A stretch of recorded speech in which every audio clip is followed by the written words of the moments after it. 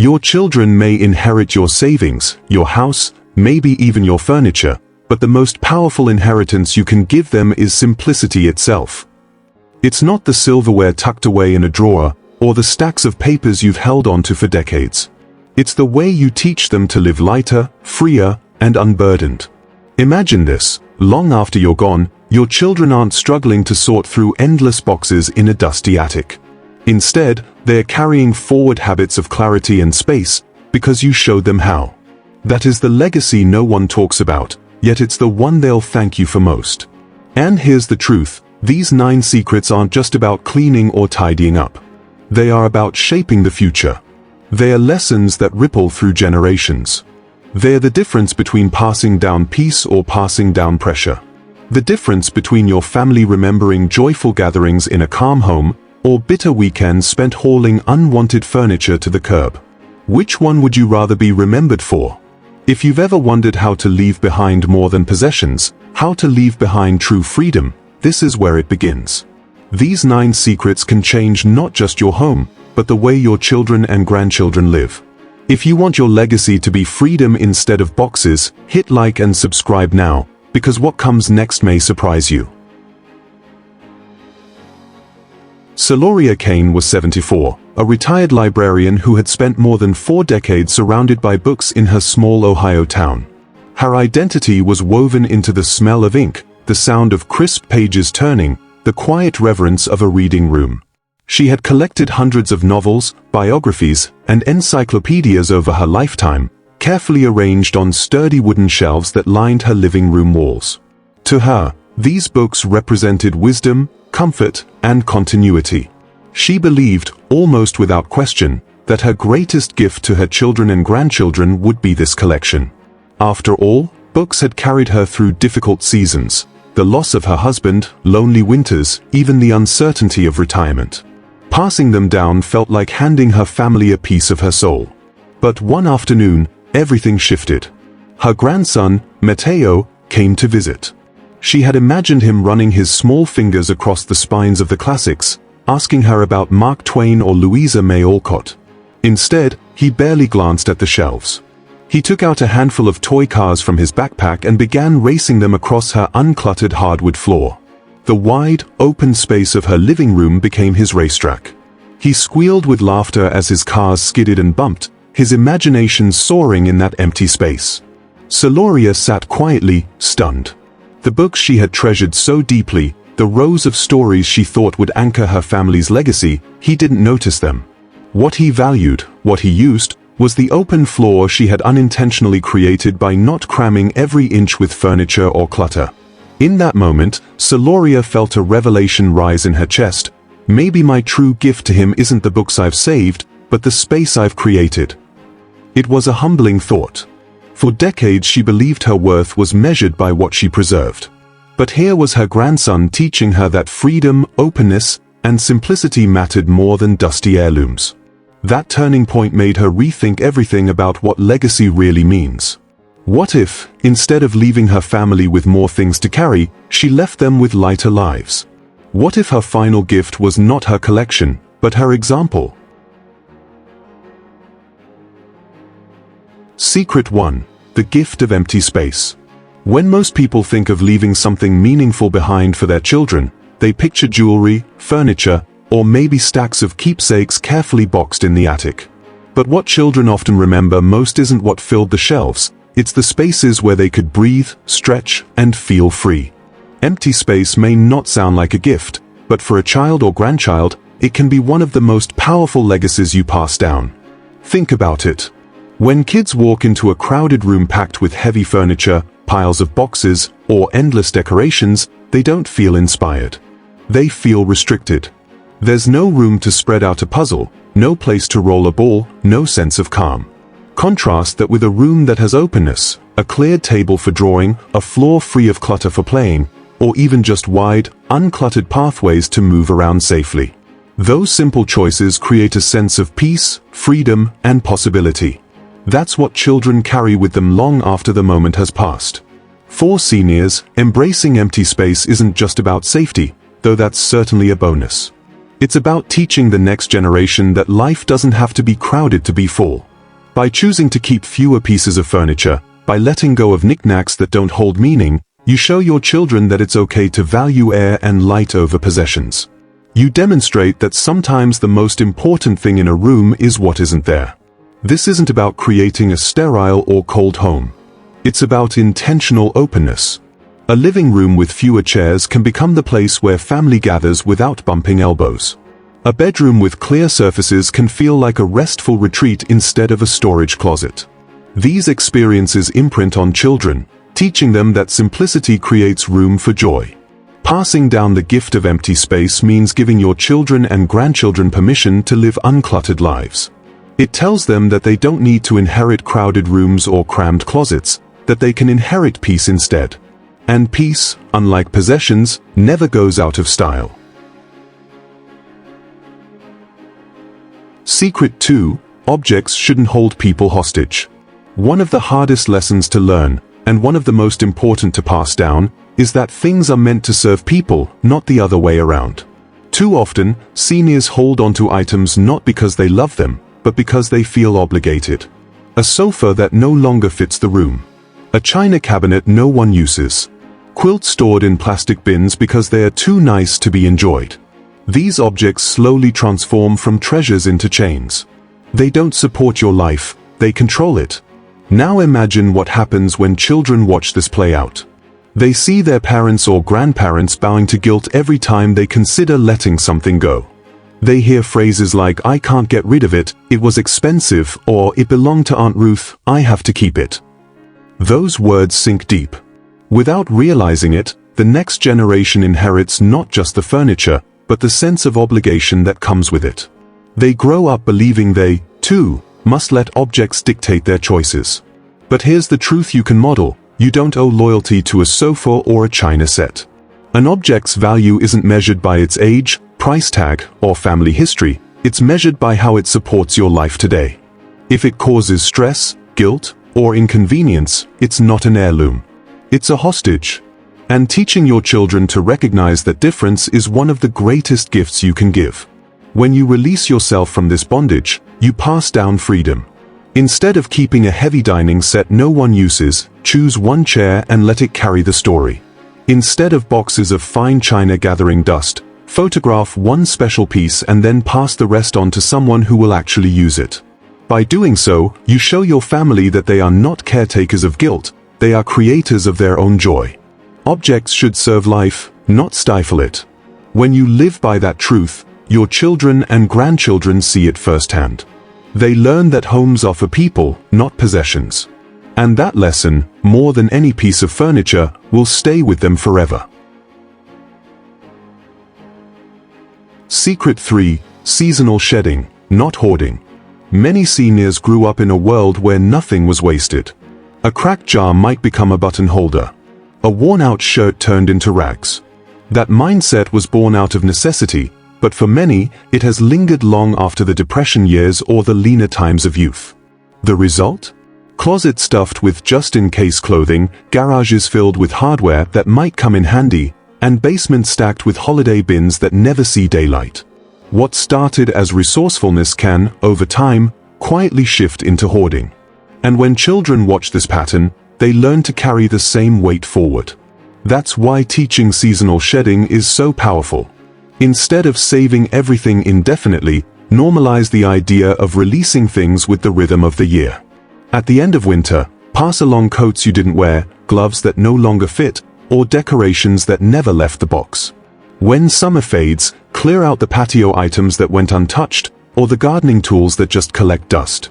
By making this a gentle, seasonal rhythm, decluttering stops feeling like a crisis and starts feeling like a natural part of life. Children notice consistency. If they see you pulling out clothes each spring and asking, "Did I use this? Do I still need it?" they learn that letting go is not dramatic, it's simply what life requires. They see that space opens up when you release, and that life flows better without dragging every old season into the next one. More importantly, they realize that they don't need to fear scarcity, they can trust that the right things will always come at the right time. Seasonal shedding also frees the home itself. Instead of boxes from decades past piling higher and higher, your space remains fresh, functional, and welcoming. That lesson, passed down to your children, teaches them not to store life in boxes, but to live it in the open. By practicing seasonal releasing, you show them that memories are carried in the heart, not in the clutter. And that is a habit that can change generations. Secret 4. Memory without the mess. Every family has it: the attic, the basement, or the garage stacked with bins of nameless clutter. Faded birthday cards with no note inside. Tangles of old Christmas lights. Souvenirs from vacations no one remembers. These boxes were saved with good intentions, but over time they turn into a burden. Instead of preserving meaning, they bury it. And when the day comes for children to sort through those bins, they're left with a painful choice: keep what they don't understand, or throw away pieces of a life they never knew. There's a better way. Instead of holding on to everything, choose to preserve memory without the mess. Create what I call a story box. Inside, place one meaningful item, and more importantly, pair it with its story. A locket with a note about who gave it to you on your wedding day. A ticket stub with a memory of the concert you attended with your best friend in 1968. A recipe card with the tale of how your grandmother used to hum while stirring the pot. These stories transform ordinary objects into treasures, because the meaning is no longer hidden, it's shared. This approach teaches your children a vital lesson: legacy isn't about quantity, it's about connection. One well-documented keepsake has more value than 10 dusty boxes of objects no one can place. It's not the stack of letters, but the one with your handwritten explanation. Not the pile of photos, but the single album you captioned in your own words. By curating stories instead of hoarding stuff, you lighten the load while deepening the meaning. Children who witness this practice learn to do the same.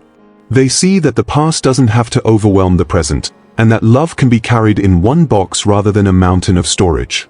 You're not just passing down objects, you're passing down understanding, intimacy, and history. That is memory without the mess, and it may be the most precious inheritance of all. Secret 5. Teaching through action, not words. Children rarely remember lectures. They remember what they see, what they feel, and what they experience alongside you. You can talk for hours about the value of living simply, but if your closets are bursting and your garage looks like a storage unit, your words will be drowned out by the example you've set. That's why the most effective way to pass down simplicity is not through speeches, it's through visible, lived-out action. Think of the message a child receives when they watch you make hard choices. If they see you stand in front of a shelf, hold an item, and say, "I haven't used this in years, it's time to let it go," you've just given them a lesson they'll never forget. When you haul out the boxes from the garage and finally clear the space so the car fits again, you're not just decluttering, you're showing them that freedom feels better than storage. When you let go of something expensive but unnecessary, you're teaching them that value isn't about cost, it's about usefulness. The beauty of teaching through action is that it's practical and lasting. Kids notice the results. They see the calmness of a kitchen counter that's no longer buried under appliances. They feel the difference when hallways are free of trip hazards. They witness the relief in your voice when you say, "I feel lighter now." Those experiences root simplicity deep into their understanding of what a good home feels like. And it's not just about children. Even adult kids who come home to visit will take note. Watching you simplify your life in your 70s or 80s gives them permission to do the same in their 40s and 50s. Your action becomes their model, your courage becomes their inspiration. Words fade quickly, but lived examples leave permanent imprints. By practicing simplicity in front of your children and grandchildren, you give them a guide far more powerful than any lecture. You give them a picture of freedom they'll carry, and eventually, they'll repeat it in their own homes. Secret 6. The courage to say no more. One of the most overlooked legacies you can pass down is the strength to step out of the cycle of endless accumulation. In a culture that constantly whispers, buy more, upgrade, replace, it takes real courage to look around your home and say, no more. That phrase may sound small, but it's powerful. It tells your children and grandchildren that freedom isn't found in the next purchase, it begins when you stop chasing what you don't need. Think about the habits we unconsciously hand down. If children grow up watching closets swell with clothes still tagged, kitchens packed with gadgets rarely touched, or garages stacked with unopened boxes, they learn that buying is normal, even if it never brings joy.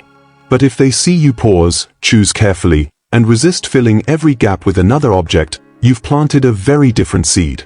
You've taught them discernment, restraint, and above all, the courage to walk away. Saying no more doesn't mean living without beauty or comfort. It means choosing with intention. It means deciding that the mug you love is better than 5 extras you never reach for. It means realizing you don't need the latest gadget when the one you own works just fine. It's a shift from letting advertising control your choices to letting values guide your decisions. That quiet act of defiance against consumer pressure becomes a beacon for your family. Children and grandchildren who witness this will carry it forward. They'll be less likely to bury themselves in debt-chasing trends, less likely to rent storage units for things they never use, and more likely to find satisfaction in what they already have. You are showing them that wealth isn't measured by the size of their collection, but by the depth of their peace. The boldest inheritance you can give is this truth: freedom starts when you stop. By saying no more, you don't just clear your own home, you release the generations after you from the weight of needing more to feel complete. That courage will outlast any possession. Secret 7. The ritual of letting go. For many people, letting go of possessions feels heavy, like a quiet shame or even a small failure. That's because we're taught to equate holding on with love, loyalty, and respect. But what if you could flip that script?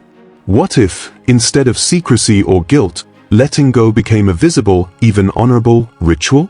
When you create a practice around releasing items, you don't just lighten your own load, you show your children that releasing is natural, healthy, and deeply freeing.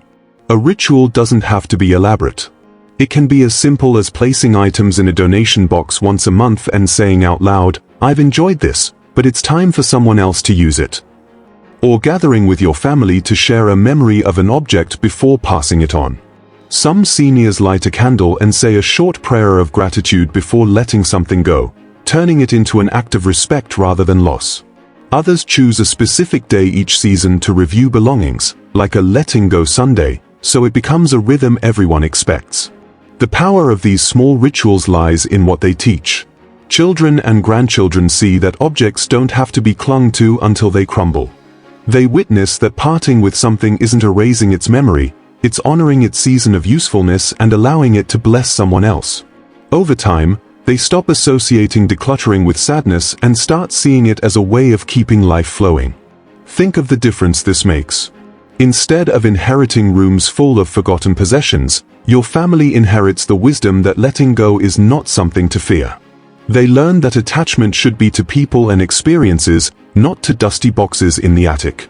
And they see firsthand that life becomes lighter, calmer, and more joyful when the ritual of release is embraced.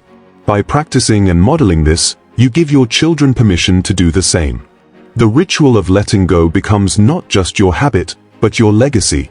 And that lesson will carry them through every season of their own lives. Secret 8. Simplicity as wealth.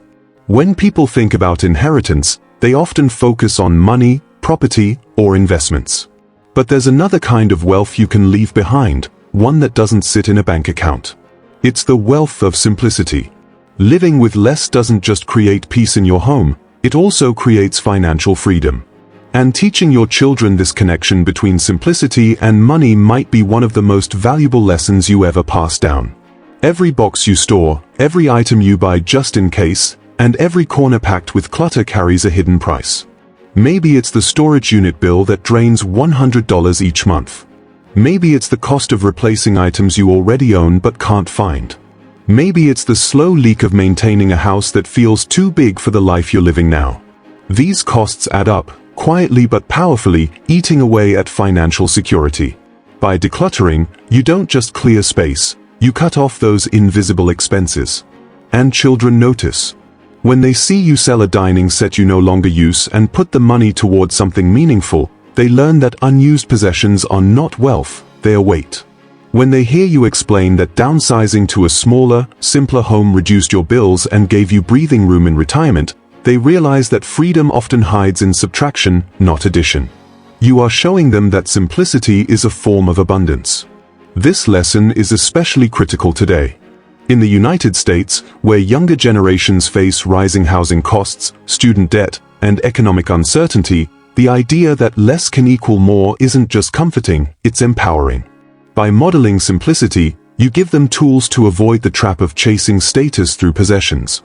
You teach them to see savings in uncluttered closets, calm in a smaller home, and wealth in a life not dictated by consumption. Passing down simplicity as wealth secures more than financial stability. It secures peace of mind. It ensures that your children inherit not only what's in your accounts, but also the wisdom to live lightly and spend wisely. And that legacy, once learned, can sustain them for a lifetime. Secret 9. Legacy of lightness.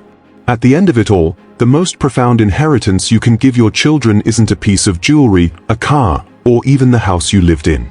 It's the feeling they carry when they step into your home. Will they feel warmth, openness, and peace, or will they feel the weight of unfinished business, boxes stacked to the ceiling, and the silent pressure of things left behind? Your true legacy is not measured in possessions, it's measured in the atmosphere you create and the example you leave. Simplicity itself can be your greatest gift. When children and grandchildren walk through your doors and find clear tables, welcoming spaces, and calm order, they learn that home should feel safe, not suffocating. They experience firsthand that love is expressed through presence, not through piles of things. Those moments imprint on their hearts. They may not remember every item you gave them, but they will remember how your home felt, and they will crave that same lightness in their own lives. Think of the contrast.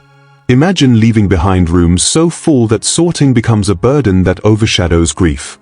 Your children spend weeks hauling, donating, and tossing, each decision heavy with guilt. Now imagine the opposite, leaving a home that reflects intentionality, where everything has meaning and nothing feels overwhelming. Instead of associating your memory with stress, they associate it with gratitude and relief. That difference is the essence of legacy. Creating this lightness doesn't mean stripping your home bare. It means choosing with care. It means letting go of what no longer serves you, so what remains truly shines. A kitchen with only the dishes you love, a closet that holds only what you wear, a living room open enough for laughter and gathering, these are the spaces that communicate your values. When your children step into your home, let them feel peace, not pressure. That single choice can ripple through generations. By leaving behind a legacy of lightness, you don't just change your own home, you set the tone for how your family lives long after you. And that gift will never fade. Seloria Kane once believed her greatest legacy would be the shelves of books that lined her living room.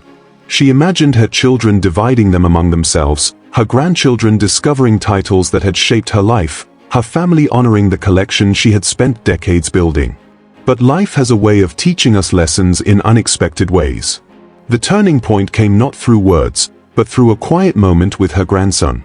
While she thought he would marvel at her library, he ignored the rows of novels and instead sprawled across her uncluttered floor with his toy cars, filling the open space with laughter and imagination. That was when Seloria realized her legacy was not the book she held onto, it was the space she had created by letting go. The room wasn't a monument to things, it was a sanctuary for living. That realization reshaped her choices. Slowly, she began releasing items that no longer served her, not out of loss, but out of love. With every cleared shelf, she was making room for her family to breathe, play, gather, and remember her not for the clutter she left behind, but for the peace she lived by. Her children noticed. They began to live lighter themselves, not because she told them to, but because they saw the joy that came when life wasn't weighed down by boxes and guilt. Her decision to release instead of hoard became the torch she passed on. And in doing so, Seloria gave her family something greater than possessions. She gave them the courage to choose freedom over accumulation, clarity over chaos, and presence over pressure. That is the essence of passing the torch. It's not about the things your family inherits, it's about the values they carry forward.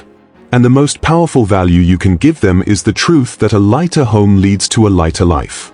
So let me ask you, which of these 9 secrets would you want your children to carry forward? Tell me in the comments, I read every one. And if this gave you courage, like, share, and subscribe to Wise Aging Seniors. Because your legacy deserves to be light, and the best time to pass that torch is now.